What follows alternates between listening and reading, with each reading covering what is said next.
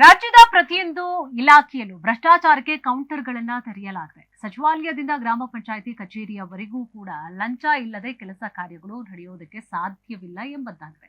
ಹೀಗಂತ ಬಿಜೆಪಿ ರಾಜ್ಯಾಧ್ಯಕ್ಷ ಬಿವೈ ವಿಜಯೇಂದ್ರ ಹಾಗೂ ಸಿಟಿ ರವಿ ಆಕ್ರೋಶವನ್ನ ಹೊರಹಾಕಿದ್ದಾರೆ. ಇನ್ನು ಈ ಸಂದರ್ಭದಲ್ಲಿ ಬಿಜೆಪಿ ನಾಯಕರು ಏನೆಲ್ಲ ಆರೋಪಗಳನ್ನ ಮಾಡಿದ್ರು ಬನ್ನಿ ನೋಡೋಣ. ಸುದ್ದಿಗೋಷ್ಠಿಯಲ್ಲಿ ಮಾತನಾಡಿದ ಬಿವೈ ವಿಜಯೇಂದ್ರ ಅವರು, ಈ ಸರ್ಕಾರ ಕಮಿಷನ್ ಮಾಫಿಯಾಗೆ ಬೆಂಬಲ ಕೊಡ್ತಾ ಇದೆ. ಕಮಿಷನ್ ಮಾಫಿಯಾ ಏಜೆಂಟರ ಮೂಲಕ ರಾಜ್ಯದಲ್ಲಿ ಇವರು ಸರ್ಕಾರದ ಆಡಳಿತ ನಡೆಸ್ತಾ ಇದ್ದಾರೆ.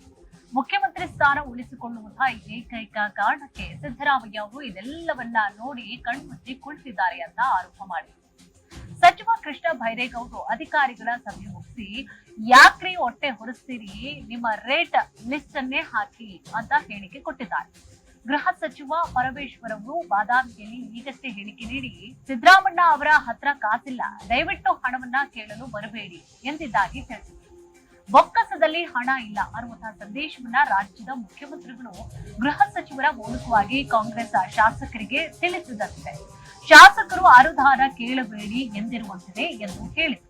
ಮಾತನಾಡೋರಿದ್ದಾರೆ, ಇದು ನಾನು ಹೇಳ್ತಾ ಇಲ್ಲ, BR ಪಾಟೀಲ್ ಹೇಳಿದ್ದಾರೆ. ಮತ್ತೊಂದು ಕಡೆ ಮತ್ತೋರ್ವ ಹಿರಿಯ ಶಾಸಕರು ರಾಜು ಕಾಗೆ ಅವರು ಮೊದಲ ಬಾರಿ ಅಲ್ಲ, ಹಿಂದೆನೂ ಕೂಡ ರಾಜ್ಯ ಸರ್ಕಾರದ ವಿರುದ್ಧ ಮುಖ್ಯಮಂತ್ರಿಗಳ ವಿರುದ್ಧನೇ ಅವರು ತಮ್ಮ ಅಸಂತೋಷವನ್ನ ತೋಡ್ಕೊಂಡಿದ್ರು. ಅವ್ರು ಹೇಳಿದ್ದಾರೆ, ಕಾಮಗಾರಿಗಳಿಗೆ ಕಾಸು ಕೊಟ್ರೆ ಕಾಸು ಕೊಟ್ಟು ವರ್ಕ್ ಆರ್ಡರ್ ಅನ್ನ ಪಡಿಬೇಕು. BR ಪಾಟೀಲ್ ಹೇಳಿಕೆಯನ್ನ ಬೆಂಬಲಿಸುತ್ತೇನೆ. ಅವರಿಗಾದ ಸ್ಥಿತಿ ನನಗೂ ಕೂಡ ಆಗಿದೆ.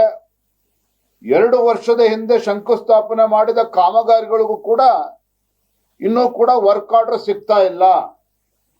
ಯಾತಕ್ಕೆ ವರ್ಕ್ ಆರ್ಡರ್ ಸಿಗ್ತಾ ಇಲ್ಲ? ಕಮಿಷನ್ ಕೊಡ್ದೇನೆ, ಲಂಚ ಕೊಡ್ದೇನೆ ವರ್ಕ್ ಆರ್ಡರ್ ಕೂಡ ಸಿಗ್ತಾ ಇಲ್ಲ. ಇದನ್ನ ನಾನು ಹೇಳ್ತಾ ಇಲ್ಲ, ರಾಜು ಕಾಗೆ ಅವರು ಹೇಳ್ತಾ ಇದ್ದಾರೆ. ಮತ್ತೊಂದು ಕಡೆ NY ಗೋಪಾಲ್ ಕೃಷ್ಣ ಅವರು ಮೊಳಕಾಲ್ಮೂರು ಶಾಸಕರು, ಶಾಸಕನಾಗಿ ಕ್ಷೇತ್ರದಲ್ಲಿ ಒಂದು ಚರಂಡಿ, ಶಾಲೆ ಅಥವಾ ರಸ್ತೆ ನಿರ್ಮಾಣ ಇದ್ಯಾವುದು ಕೂಡ ನನಗೆ ಮಾಡೋದಕ್ಕೆ ಸಾಧ್ಯ ಆಗ್ತಾ ಇಲ್ಲ. ಇದು ಆಡಳಿತ ಪಕ್ಷದ ಶಾಸಕರು ಮುಖ್ಯಮಂತ್ರಿಗಳಿಗೆ ಆತ್ಮೀಯರಾಗಿರ್ತಕ್ಕಂಥವರೇ ಈ ಹೇಳಿಕೆಗಳನ್ನ ನೀಡ್ತಾ ಇದ್ದಾರೆ. ಇದರ ಅರ್ಥ ಇವತ್ತು ರಾಜ್ಯದ ಜನ ಇವತ್ತು ಪ್ರಶ್ನೆ ಮಾಡ್ತಾ ಇದ್ದಾರೆ ಗೌರವಾನ್ವಿತ ಮುಖ್ಯಮಂತ್ರಿಗಳಿಗೆ, ಈ ರಾಜ್ಯದಲ್ಲಿ ಆಡಳಿತ ನಡೀತಾ ಇದೆಯಾ? ಸರ್ಕಾರ ಬದುಕಿದೆಯಾ?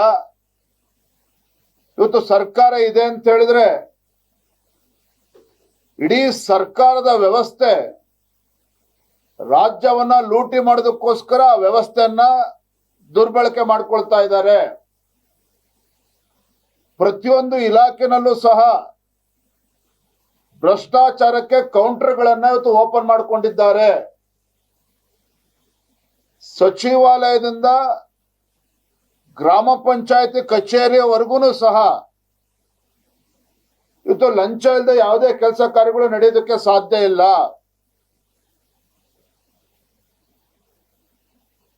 ಮಾನ್ಯ ಕೃಷ್ಣ ಬೈರೇಗೌಡರು ಮೊನ್ನೆ ಹೇಳಿಕೆ ನೀಡಿದ್ದಾರೆ. ಅಧಿಕಾರಿಗಳ ಸಭೆ ಮುಗಿಸ್ಕೊಂಡು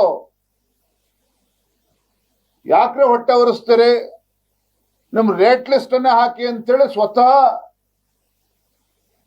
ರೆವಿನ್ಯೂ ಮಿನಿಸ್ಟರ್ ಕೃಷ್ಣ ಬೈರೇಗೌಡರು ಹೇಳಿಕೆ ನೀಡಿದ್ದಾರೆ. ಈಗ ತಾನೇ ಗೌರವಾನ್ವಿತ ಗೃಹ ಸಚಿವರು ಪರಮೇಶ್ವರ್ ಅವರು ಬಾದಾಮಿನಲ್ಲಿ ಹೇಳಿಕೆ ನೀಡಿದ್ದಾರೆ. ಸಿದ್ದರಾಮಣ್ಣ ಅವರ ಹತ್ರ ಕಾಸಿಲ್ಲ, ದಯವಿಟ್ಟು ಹಣ ಕೇಳಕ್ಕೆ ಬರಬೇಡಿ.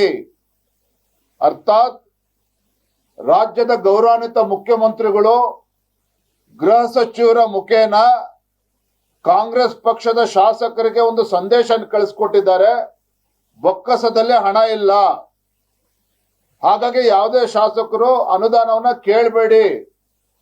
ಅದಕ್ಕೋಸ್ಕರ ಪರಮೇಶ್ವರ್ ಅವರು ಹೇಳಿರ್ತಕ್ಕಂಥದ್ದು, ಸಿದ್ದರಾಮಣ್ಣ ಅವರ ಹತ್ರ ಹಣ ಇಲ್ಲ, ದಯವಿಟ್ಟು ಯಾರು ಕೂಡ ಅನುದಾನವನ್ನ ಕೇಳಬೇಡಿ ಅಂತೇಳಿ ಇವತ್ತು ಪರಮೇಶ್ವರ್ ಅವರು ಕೂಡ ಇವತ್ತು ಹೇಳಿಕೆಯನ್ನು ನೀಡಿದ್ದಾರೆ. ಭಾರತೀಯ ಜನತಾ ಪಾರ್ಟಿ ರಾಜ್ಯದಲ್ಲಿ ಇವತ್ತು ಆಗ್ತಾ ಇರ್ತಕ್ಕಂಥ ಭ್ರಷ್ಟಾಚಾರದ ಪ್ರಕರಣಗಳು, ವಾಲ್ಮೀಕಿ ಅಭಿವೃದ್ಧಿ ನಿಗಮದ ಹಗರಣ ಇರ್ಬೋದು, ಸ್ವತಃ ನಾಗೇಂದ್ರ ಅವರು ತಮ್ಮ ಸಚಿವ ಸ್ಥಾನಕ್ಕೆ ರಾಜೀನಾಮೆ ಕೊಟ್ಟರು 150-160 ಕೋಟಿ ರೂಪಾಯಿ ಹಗರಣ, ಇಲ್ಲಿಂದ ತೆಲಂಗಾಣಕ್ಕೆ ಹಣವನ್ನ ಕಳಿಸಿ ಯಾವ ರೀತಿ ಲೂಟಿ ಮಾಡಿದ್ದಾರೆ ರಾಜ್ಯದ ಜನರು ಮರ್ತಿಲ್ಲ. ಅದ್ರ ದುರ್ದೈವ ಅಂತ ಹೇಳಿದ್ರೆ, ಇವರು ಲೂಟಿ ಮಾಡೋದಕ್ಕೆ ಅಧಿಕಾರಿಗಳು ಆತ್ಮಹತ್ಯೆ ಮಾಡಿಕೊಂಡ್ರು, ಅಧಿಕಾರಿಗಳು ಬಲಿಪಶ ಆದ್ರು. ಇದು ಇವತ್ತು ರಾಜ್ಯದಲ್ಲಿ ನಡೀತಾ ಇರ್ತಕ್ಕಂಥದ್ದು. ಮೈಸೂರಿನ ಮೂಡ ಹಗರಣ ಸ್ವತಃ ಮುಖ್ಯಮಂತ್ರಿಗಳೇ ಆರೋಪಿ ಸ್ಥಾನದಲ್ಲಿದ್ರು. ಭ್ರಷ್ಟಾಚಾರ ಬಿಟ್ಟು ಕಾಂಗ್ರೆಸ್ ಇಲ್ಲ, ಕಾಂಗ್ರೆಸ್ ಬಿಟ್ಟು ಭ್ರಷ್ಟಾಚಾರ ಇಲ್ಲ. ಕಾಂಗ್ರೆಸ್ ಮತ್ತು ಭ್ರಷ್ಟಾಚಾರ ಒಂದು ನಾಣ್ಯದ ಎರಡು ಮುಖಗಳು ಎಂದು ವಿಧಾನ ಪರಿಷತ್ನ ಸದಸ್ಯ ಸಿಟಿ ರವಿ ಅವರು ಆರೋಪ ಮಾಡಿದ್ದಾರೆ. ಅಂಗೈ ಹುಣ್ಣಿಗೆ ಕನ್ನಡಿ ಹಿಡಿಯುವಂತಹ ಅವಶ್ಯಕತೆ ಇಲ್ಲವೋ ಹಾಗೆಯೇ ಕಾಂಗ್ರೆಸ್ ಭ್ರಷ್ಟಾಚಾರ ನೋಡುವುದಕ್ಕೆ ನಾವು ಸ್ಕ್ಯಾನ್ ಮಾಡುವಂತಹ ಅವಶ್ಯಕತೆ ಇಲ್ಲ, ಕಣ್ಣಿಗೆ ಕಾಣಿಸುತ್ತೆ. ಕಾಂಗ್ರೆಸ್ ಶಾಸಕರಾದ BR ಪಾಟೀಲ್ ಅವರ ಹೇಳಿಕೆಯಲ್ಲದೆ ಎಲ್ಲಾ ವಿಷಯವೂ ಕಣ್ಣಿಗೆ ಕಾಣಿಸುತ್ತೆ. ಮೋಹನ್ ದಾಸ್ ಪೈ ಅವರು ಹೇಳಿಕೆ ನೀಡಿದ್ದಾರೆ.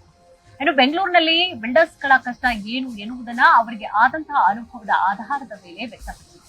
ಇವತ್ತು ಪ್ಲಾನ್ ಮಂಜೂರು ಮಾಡಬೇಕಾದ್ರೆ ಒಂದು ಅಡಿಗೆ 100 ರೂಪಾಯಿ ಕೊಡಬೇಕು, ಭೂ ಬದಲಾವಣೆ ಮಾಡಬೇಕಾದ್ರೆ 25 ಲಕ್ಷ ರೂಪಾಯಿಯನ್ನ ಒಂದು ಎಕರೆ ಜಮೀನಿಗೆ ಕೊಡಬೇಕು. ಕಾಂಗ್ರೆಸ್ ಸರ್ಕಾರ ಎಲ್ಲದರಲ್ಲೂ ಲಂಚ ಪಡಿತಾ ಇದೆ ಅಂತ ಆರೋಪ ಮಾಡಿದರು. ನಡೆಸಿರೋ ಭ್ರಷ್ಟಾಚಾರ ಏನ್ ಕರೆದು ಮಾತಾಡ್ತೀರಿ ನೀವು? ಭ್ರಷ್ಟಾಚಾರ ಮುಚ್ಚಾಕೊಳ್ಳೋದಿಕ್ಕೆ ಅವರಿಗೆ ಬಾಯಿ ಮುಚ್ಕೊಳ್ಳಿ ಅಂತ ಹೇಳ್ತೀರಾ? ಅಥವಾ ನಿಮ್ ಬದ್ಧತೆ ಏನು? ಬಡವರಿಗೆ ಲೂಟಿ ಹೊಡೆಯೋದ್ರೊಳಗೆ ನಿಮ್ದು ಸಹಮತ ಇದೆಯಾ? ಬಡವರಿಗೆ ಮನೆ ಕೊಡೋದ್ರೊಳಗಡೆ, ಲಂಚ ತಗೊಳ್ಳೋದ್ರೊಳಗಡೆ ನಿಮ್ಗೂ ಸಹಮತ ಇದೆಯಾ? ಸಹಮತ ಇಲ್ಲದೆ ಇದ್ರೆ ನೀವ್ ಹೇಗೆ ಕರೆದು ಮಾತಾಡ್ತೀನಿ ಅಂತ ಹೇಳ್ತೀರಿ? ಭ್ರಷ್ಟಾಚಾರ ಏನು ನಿಮ್ಮಿಬ್ಬರು ಖಾಸಗಿ ವಿಷಯನಾ? ಇದು ರಾಜ್ಯದ ಸಮಸ್ಯೆ ಇದೆ. ಹಾಗಾಗಿ ಕರೆದು ಮಾತಾಡೋದಲ್ಲ, ನೀವು ವಸತಿ ಸಚಿವರು ರಾಜೀನಾಮೆ ತಗೋಬೇಕು, ಇಲ್ಲ ವಜಾ ಮಾಡಬೇಕು. ಇಲ್ಲದೆ ಇದ್ರೆ ನೀವು ಕೂಡ ಭ್ರಷ್ಟಾಚಾರರ ಪಾತ್ರಧಾರಿ ಮತ್ತು ಸೂತ್ರಧಾರಿ ಎಲ್ಲ ನೀವೇ ಆಗಿದ್ದೀರಿ ಅನ್ನುವಂತ ಅನುಮಾನ ರಾಜ್ಯದ ಜನರಿಗೆ ಬರುತ್ತೆ. ಹಾಗಾಗಿ ಮಾತಾಡೋದನ್ನ ಬಿಡಿ, ಭ್ರಷ್ಟಾಚಾರಿಗಳನ್ನ ವಜಾ ಮಾಡಿ. ಈಗ ರೇಟ್ ಕಾರ್ಡ್ ಹಾಕಿ ಅಂತ ಕೃಷ್ಣ ಬೈರೇಗೌಡರು ಹೇಳಿದ್ರಲ್ಲ,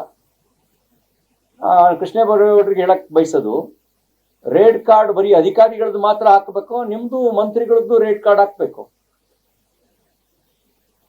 ಈ ಬೆಂಗಳೂರಿನಲ್ಲಿ ಚೇಂಜ್ ಆಫ್ ಲ್ಯಾಂಡ್ ಯೂಸಿಗೆ 25 ಲಕ್ಷ ರೂಪಾಯಿ 1 ಎಕರೆ ಕೊಡಬೇಕು.